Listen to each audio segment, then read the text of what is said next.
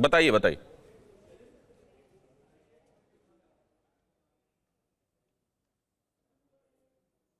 आकाश, आपका फ्रेम यहाँ मुझे फ्रोजन दिखाई दे रहा है, मैं आपके पास वापस आता हूं। आकाश वहां से लगातार आप तक खबरें पहुंचा रहे हैं और उन्होंने एक बात महत्वपूर्ण कही है जिसके संदर्भ में हम यहाँ चर्चा कर रहे हैं कि ये टिकिंग टाइम बॉम्ब 72 घंटे वाला ये कितना खतरनाक हो सकता है। आकाश ने बताया कि वहां तो ये चर्चा चल रही है और ये ताकीद की जा रही है कि 26 तारीख से भी खतरनाक हो सकता है अगर ऊपर बैरियल झील टूटी, जो कि वक्त की बात लग रही है। और ये कहा जा रहा है क्योंकि पानी अब वहां से ओवरफ्लो होने लगा है तो अब ये किसी भी वक्त वहां जो अस्थायी रूप से बना हुआ ये तटबंध है, और जाहिर है ये कोई सीमेंटेड तटबंध कंक्रीट का बना हुआ तटबंध तो है नहीं, ये गाद से बना हुआ, ये थोड़ी मिट्टी से, थोड़े पत्थरों से, थोड़ा शायद ग्लेशियर। अब यहाँ पर वो बर्फ वाला अभी मामला है कि नहीं है जो इसे ठोस बनाएगा, मुझे नहीं लगता यहाँ बर्फ होगी, लेकिन यहाँ ये पानी होगा और साथ में गाद होगी, थोड़ा पेड़ वेड़ जो इसके साथ बहकर आए होंगे उन्होंने अवरोध बना दिया होगा और उसकी वजह से अस्थायी रूप से इसके लिए बैरियर बन गया है। अब अगर ये इतना खतरनाक है जैसा आकाश बता रहे हैं कि 26 तारीख से भी ज्यादा डेंजरस हो सकता है।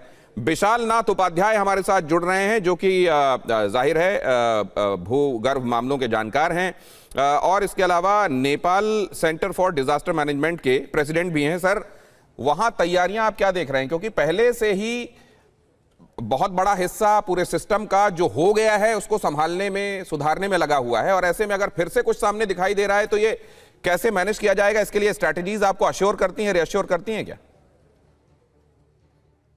I'm sorry, I cannot hear you. What you have asked. Can you hear me properly? Properly, sir. आप हिंदी बोल सकते हैं क्या, या मैं? Can you hear me? या loud and clear, sir. But I cannot hear you. What you asked for. I can only talk. मैं अभी आपको कुछ भी सुन नहीं रहा हूँ। मतलब आपको मेरी भाषा नहीं समझ में आ रही है या आपको सुनाई नहीं दे रहा है? You are able to hear my voice? सुनाई नहीं दे रहा है, भाषा मैं समझता हूँ। अच्छा, भाषा सुनाई नहीं दे रहा। अभी थोड़ा अभी आ रहा है आपको आवाज। तो मैं ये जानना चाह रहा हूँ सर कि अब आगे ये बैरियर झील के टूटने पे ये कितना बड़ा खतरा हो सकता है, उसके लिए तैयारियां क्या देख या सुन रहे हैं आप वहां पे?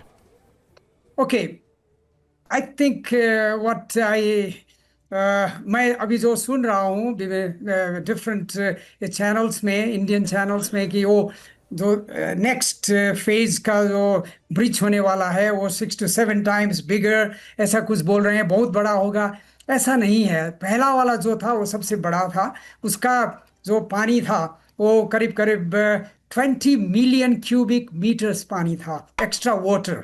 And you can imagine it was a huge amount of water that was stored there. Now it is only 2.5 to 3 million cubic meter of water. So it cannot be as big as the first case. Of course, if that breaches suddenly, it will have damage. It will be really quite a bit of damage will be occurring, whatever is left over.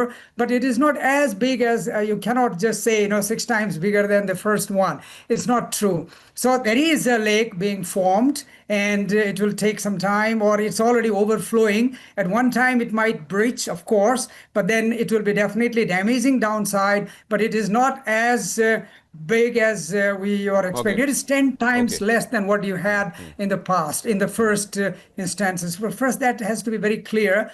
Of course, many people are already out of the track along the river. इसलिए उसमें थोड़ा ज़्यादा कम, अभी फिर सब लोग उनको बता भी दिया है कि आने वाला है, लेकिन अभी फिर हमारे सिक्योरिटीज पीपल वेयर ऑलरेडी, हम लोग वहाँ अभी काम करना शुरू कर दिए थे बीच में। तो इसलिए अभी एक ये चीज है कि ये इतना बड़ा 6 times bigger than the first one, ये तो आप बहुत बड़ी राहत की बात बता रहे हैं सर। ये हमारे लिए भी राहत की बात है कि ये जो समझा जा रहा है कि 6 गुना ज्यादा तबाही लेकर आ सकती है इस बार ये झील का, ये जो कृत्रिम झील बन गई है इसका टूटना, ऐसा नहीं है। ये 2 वजहों से, एक तो ये उतना ज्यादा पानी अपने अंदर नहीं समेटे हुए है, और दूसरा ये कि उस पूरे पाथ के अलोंग जहां से बहकर भोसेकोटी या त्रिशूली बहती है, उसके बगल में जो रहने वाले लोग हैं, आसपास जिन लोगों के घर थे वो पहले ही उन जगहों से जा चुके हैं, बहुत कम लोग वहां पर बचे हुए हैं। तो ये विभीषिका उतनी ज्यादा बड़ी नहीं होगी, ये बात हमको रिएश्योर करती है। लेकिन अब पीके मिश्रा जी के पास जाऊंगा। पीके मिश्रा साहब, ये ठीक है कि इस बार ये जो बैरियर झील है उसके संदर्भ में चर्चा हो रही है सर, लेकिन अभी भी वो जो ग्लेशियल लेक्स हैं उनका खतरा वो तो अपने आप में बड़े टाइम बॉम्ब के तौर पर टिक कर ही रहे हैं। और मुझे लगता है कि अब कॉन्टिन्यूअसली इस पूरे रीजन में रहने वाले लोगों को अपनी स्ट्रैटेजी इस संदर्भ में बदलनी होगी।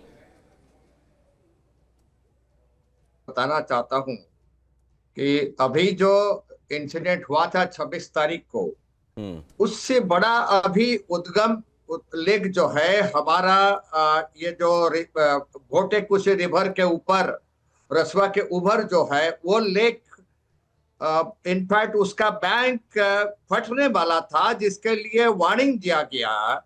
और इसके वजह से जो हमारे जो रेस्क्यू ऑपरेशंस था वो आर्मी और एयरफोर्स और हमारा जो एनडीआरएफ सब कोई बंद कर दिए थे। इवन चाइना के साइड में ली क्वेंग भी, जो चाइनीज प्राइम मिनिस्टर है, उन्होंने भी अपना रेस्क्यू ऑपरेशन भी बंद कर दिए थे।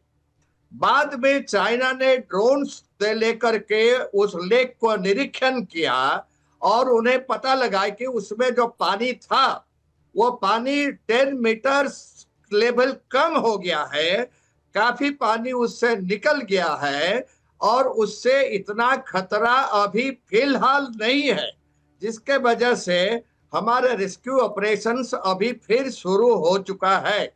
लेकिन दिनेश, आपने जो अभी बताए, जो 2 लेक अभी फार्म और हो चुका है, उसमें तकरीबन 20 लाख क्यूबिक वाटर, और यह बढ़ करके 30 to 40 लाख क्यूबिक वाटर हो सकता है। वो तभी ब्लास्ट हो सकता है अगर सिस्मिक चेंज होगा, ग्लेशियर फटेगा और अर्थक्वेक होगा चाइना के साइड में, तिब्बत के साइड में, तब वो झील जो है कभी भी फट सकता है। क्योंकि आप देखिए, कल 5.2 मिलीमीटर का तीव्रता का एक भूकंप ऑलरेडी तिब्बत एरिया में हो चुका है। लेकिन अगर यह हिमालयन सिस्टम में अगर वो अब इस टाइप का हमारा अर्थक्वेक होगा, ये 2 झील कभी भी फट सकता है। और इनका वाटर जल स्तर ये बढ़ते रहता है। आज है उसमें 20 क्यूबिक लीटर है और ये 50 क्यूबिक लीटर तक बढ़ सकता है। क्योंकि लेक जो है, आप देखिए, कोल्ड, ये जो 2 टाइप का लेक है। आप बता रहे थे ये जो लेक है वह पानी का लेक है, लेकिन आइस लेक भी फॉर्म होता है, जो कि कोल्ड रीजन और स्टिफ वैलीज और चेंजेबल वेदर कंडीशन, ग्लेशियर्स और आइस लेक्स और पोटेंशियल जियोलॉजिकल हाजर्ड्स जो है सराउंडिंग एरिया में, इसके ऊपर निर्भर करता है। और ये चीज है ये 2 लेक के ऊपर। तो हमारे जो नेपाल तो में ये है ना सर, कि जिस तरह से पहाड़ों में कितना ह्यूमन इंटरवेंशन होना चाहिए। बगल में जो sir, PK Mishra sir, let me come back to you sir.